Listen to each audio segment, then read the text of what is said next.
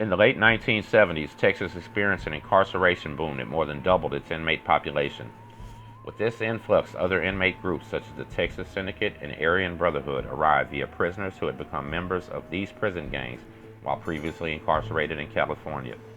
The building tender system kept these inmate groups in check until the system's demise. The transition from building tender system to a control system required hiring many more corrections officers. Between 1979 and 1984, the number of guards tripled to about 6,000. The new TDC guards, however, lacked the experience to effectively control the inmates' behavior and were hesitant to intervene in violent inmate-on-inmate confrontations, which building tenders would have ordinarily squelched instantly. The transition resulted in a power vacuum whereby the prison administration unwillingly relinquished its monopoly on violence to the inmates. This power vacuum in turn led to the liberalization of the protection marketplace within the prison system, resulting in an increase in violence inside the Texas prisons as the 1980s progressed. From 1981 to 1984, assaults against staff increased from 4 to 129, and inmates fought among themselves more frequently. Wars between inmate groups that had been suppressed by the building tenders were now openly waged. In 1984 and 85, the white Aryan Brotherhood fought the black Mandingo warriors out of race hatred, and the Texas Syndicate fought the Texas Mexican Mafia for control of the Hispanic inmates. According to the founder and leader of Barrio Azteca, the Texas Syndicate went to the upstart Mexican Mafia at the Darrington unit and told them, "You know what, we want to cut, you gotta pay taxes." Now the TS thought the Mexican Mafia would be scared of them, that they were just gonna lay down. But the enemy were no punks either. They would stand up, and they were somebody to be reckoned with, Jose said. The prison administration, in an attempt to reassert control over their prison yards, responded by isolating every leader they could identify in administrative segregation. With leadership weakened and in need of replacement, both the TS and Mexican Mafia competed for recruits to replenish their ranks of leaders and soldiers, and effectively challenged the other for dominance in the penitentiaries of Texas. El Paso inmates, who are less likely to have associations with either the TS or Mexican Mafia, given the geographical isolation of El Paso from the rest of Texas, were thus sought by both groups, setting the stage for the birth of Barrio Azteca. Even before the prison wars of 1984 and 1985, racial tensions were rising in the Texas state prison system. The need for solidarity among inmates necessitated the formation of what sociologists described as survival units, that is, groups that can attack enemies and defend against them. Jose, the leader of Barrio Azteca, described the formation of cliques, the fundamental survival units of medium or maximum security prisons in the 1980s, like this. At this time, there was no leader of El Paso at that point, no one person calling the shots. The gangs, the Mexican Mafia and the TS, had not gone to war yet, but under the pressure of race war, people were starting to pull together into groups for protection. Not just the prison gangs, but city cliques too. The El Paso homies started to hang out together, and there were other cities that hung out together too. These groups were kind of semi-separate, Jose said, but the one thing we had in common is that we all spoke Spanish, and we always had something going. We weren't bored, and we weren't letting time do us. We even helped the weak inmates. We didn't discriminate even against those who had been punked out before. It hadn't always been like that, but as bad as things were in '83, those groups just sort of came together by association. Most of us from El Paso knew each other from the free world, and being locked up together was just like hanging out in the barrio. The cliques at that time were not predatory, Jose said. They formed to provide solidarity for their members in the likely event of conflict. In market terms, members faced an uncertain protection market in prison yards where violence, injury, and in some cases death seemed increasingly inevitable. To mitigate the threat of violence, inmates sought to group together, or as a gang scholar Frederick Thrasher explained, the members of these cliques integrated through the conflict that emerged when building tenders were no longer maintaining order. Simply put, inmates determined that they could better establish and maintain their own safety than the guards can, so they started these groups. Though the conflict between TS and Mexican Mafia started at the Darrington unit, news of their conflict spread throughout the system as inmates were transferred between prisons and joined their fellow gang members otherwhere, such as the Coffield unit, where Jose was. As the war between the Texas Syndicate and Mexican Mafia escalated, each gang faced losses both through violence, segregation, or isolation of their members by the administration. With these losses, both the Mexican Mafia and Texas Syndicate sought to increase their ranks and courted men who were part of city-based cliques that had formed in the early 80s. Many Paso del Norte inmates, in particular, were reluctant to join one prison gang over another because they had friends in both of them and didn't want to take sides. Others simply did not want to participate in the bloody war unfolding in the prison yard. The frustration of losing comrades to the war provided the impetus Jose needed to formalize the clique and begin Barrio Azteca. When the clique started to come together, it was 1985. Jose discussed with his pal Benito Benny Acosta his idea to start a caprucha, a ride, an established prison gang for the El Paso and Juarez inmates. Benny and I were talking about all the shit that had been happening on the unit. A couple more of our homeboys had joined the gangs, and I was not feeling too happy about it. El Paso had always been sort of a pseudo gang.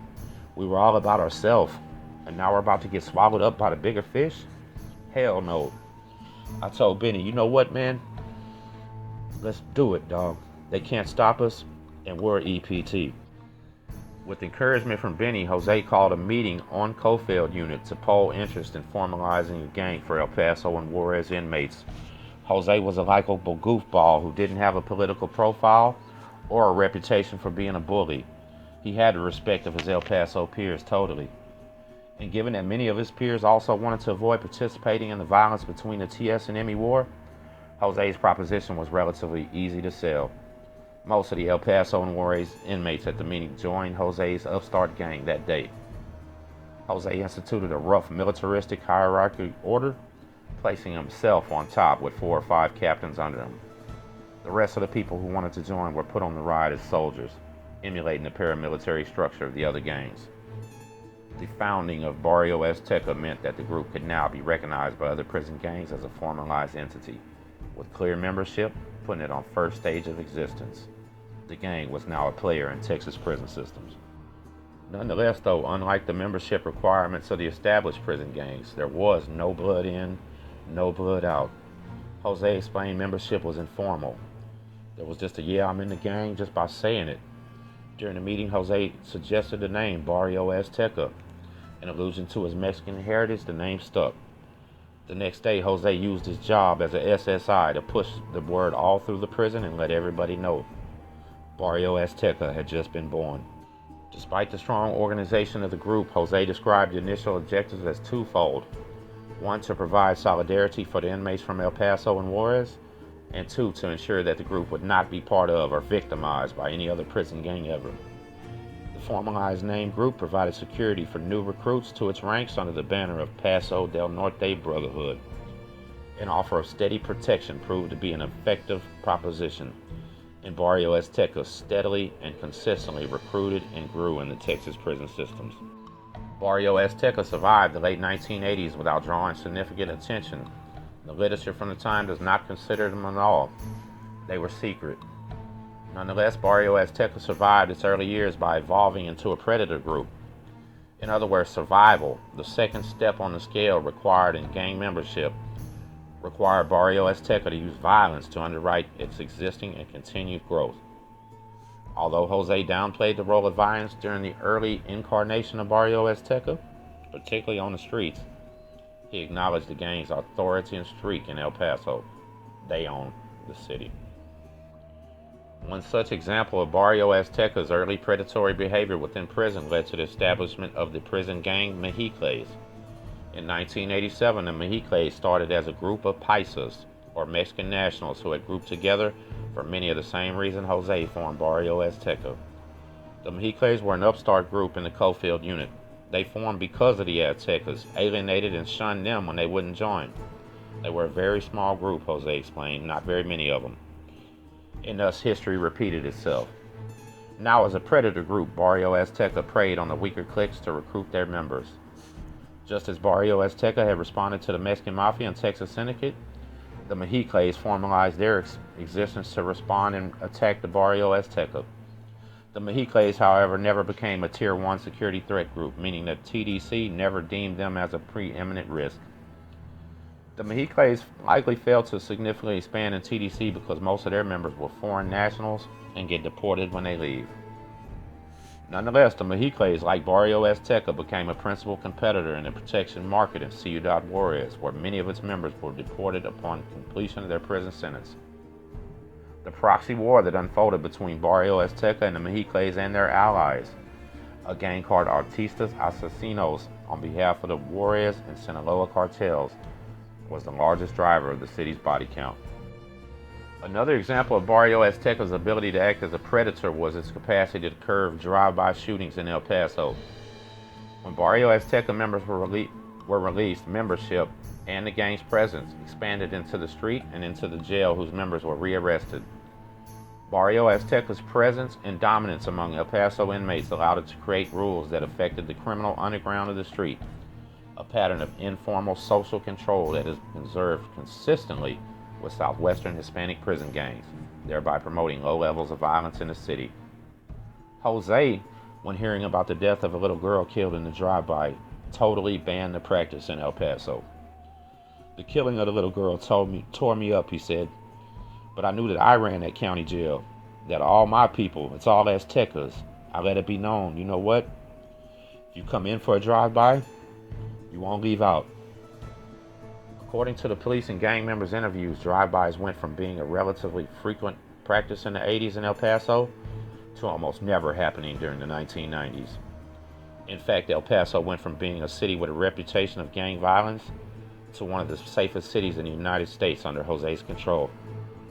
As Barrio Azteca established control in El Paso's jail and a significant presence in state prisons, it established a foothold in illicit enterprise, namely the drug business. As the Barrio Azteca organization and its members matured, the amateur and unplanned nature that characterized the group's early days gave way to a more professionalized code of business and conduct. By this time, Jose already left the gang, never to return in any significant role. He became a heroin addict consumed with his attention to drugs. In his absence, Jose's captains assumed leadership and reshaped Barrio Azteca to emulate its competitors within the prison system. They instituted a rigid hierarchy, established clear rules, demanded unconditional loyalty, and created a set of obligations known as putting in work for new recruits. These changes indicated that Barrio Azteca was approaching the third step of the Lester scale, maturity. Barrio Azteca had completed its evolution from a mere solidarity group that sought to avoid inter-gang wars into a bona fide prison gang that controlled the streets of El Paso, Texas. In one trial in which he testified, Charlie, a gang squad detective in El Paso Police Department, noticed that the state of Texas officially designated Barrio Azteca as a security threat group in 93. Barrio Azteca members who had joined in the 1990s and 2000s described the organizational structure of the gang's hierarchy inside a prison. Though the terms varied over time, the hierarchy remained consistent from the 90s through the noughties, indicating that Barrio Azteca has earned its security threat group status by establishing a clear bureaucracy.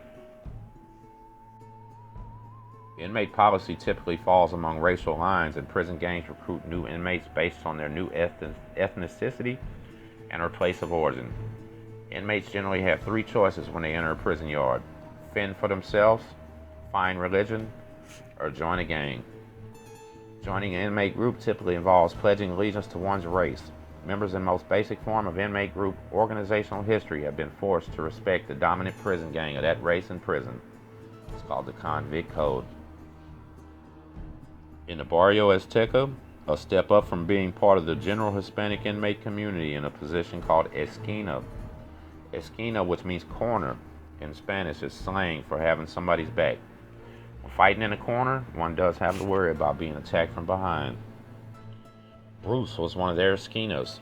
Bruce described his former role and obligations simply: "I became an esquina, in other words, a prospect. I started doing their dirt." Bruce's job was to extort sex offenders on half of the gang. If you had a child sex crime, you'd have to pay at least $150 a week. I didn't care how you got it. You could call your mom, call your dad, call somebody. Shit out $150 a week. We don't care. Sex offenders get their ass beat every day if they don't pay rent in Texas. The work that Bruce put in allowed him to gain status indicators, inked in tattoos such as the feathers that indicated he had his huaraches, Despite prospecting for and engaging in violent acts on behalf of the Barrio Azteca, Bruce eventually decided to decline further advancement because he did not feel membership gave him any benefits. Some new Hispanic inmates become what the Barrio Azteca called prospectos or prospects. In a transition period where there's an investigation done, Barrio Azteca will have your padrinos or godfathers pretty much take this role and bring people into the gang. Pretty much they're going to answer for the prospect. They're going to send up a letter, or what they call a wheeler, up the chain of command, and let them know the guy's good. It'll go to a captain. Right now that we know of, there's 5 captains for Barrio Azteca. One of those 5 captains will bless off on this process, and the approval will come back down the lane. And if it's a yes, then he's inducted into the gang. If it's a no, they stop dealing with him. It's a simple process. From prospect, you become a soldier. From a soldier, then you become cardinal. Cardinal is for life. That means brother. Once a prospect becomes a cardinal, he can climb the hierarchy, transitioning from being a mere soldier to a sergeant, to a lieutenant, with the ultimate goal for some to become the captain. These rankings within the hierarchy influence rank in prison and on the street, but they do not always transfer exactly upon release. Upon release, one must respect the Azteca that's overseeing that area. Upon release, Aztecas returning to the Paso del Norte area encountered lucrative criminal enterprises associated with the drugs trade. The connections made in prison, the pre-existing contact with traffickers, and everything else made it heaven for them to make a lot of money. It was at this point when the government considered them an absolute mature organization. They have succeeded in a successful prison gang. But, however, Barrio Azteca did not return to the free world as a street gang. Organizationally, it was distinct. Its members had done time and put in work. They were adults, not kids. The organization occupied a higher perch in the local and regional drug trade compared to the street gangs, a status that appeared obvious to the residents of Paso del Norte. Scoperto, a Barrio Azteca ex-member, had been blessed into the gang without being in prison, given his usefulness into the drug trade. Scoperto had no interest in being part of one of the youth gangs that had no currency in the drug trade and would be taxed by the Aztecas. By becoming an Azteca, he did what the family asked him to do. Scoperto transported drugs over the border from Juarez to El Paso. Everyone involved in the trafficking operation would take a turn at being the possible fall guy. Once in a family, you do what's best for the family. They said it was your turn, so I took my turn, he said. While most of the wholesale drugs that reach El Paso are sold to traffickers who transport the drugs to other parts of the United States, Barrio Azteca holds back a little for themselves in El Paso. On the street, Aztecas dominate the retail market in Juarez and El Paso. Aztecas who had more than one tienda paid a tax for the right to operate the extra stores. Drug dealers who were not affiliated with Barrio Azteca were likewise taxed. The system allowed Barrio Azteca to gain a monopoly on the heroin and cocaine trade in El Paso, the city's most commonly used hard drugs. White gangs like the Aryan Brotherhood sold methamphetamines, while black gangs like the Gangster Disciples sold crack. However, they paid their quota too to the Barrio Aztecas, no matter what gang they were in. In Juarez, Mexico, life as an average Barrio Azteca member, one who could no longer cross back into El Paso, developed somewhat differently and in some respects separately, indicating that settings and circumstances do influence enterprise decisions. In the Texas prison system, Barrio Azteca did recruit Mexican nationals, typically men from Juarez, into its ranks, and with almost all criminal aliens, these men were deported back to their country.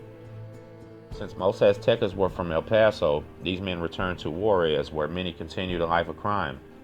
The deportation of Aztecas effectively exported the prison gang and its organizational traditions, connections, and behaviors back to the city of Juarez, Mexico, where they began there. The deportation and transplantation of prison gangs is a phenomenon which has been seen elsewhere, perhaps most notably with MS-13 and 18th Street. The exact same thing that took place with those two gangs from California was taking place in Texas at the exact same time.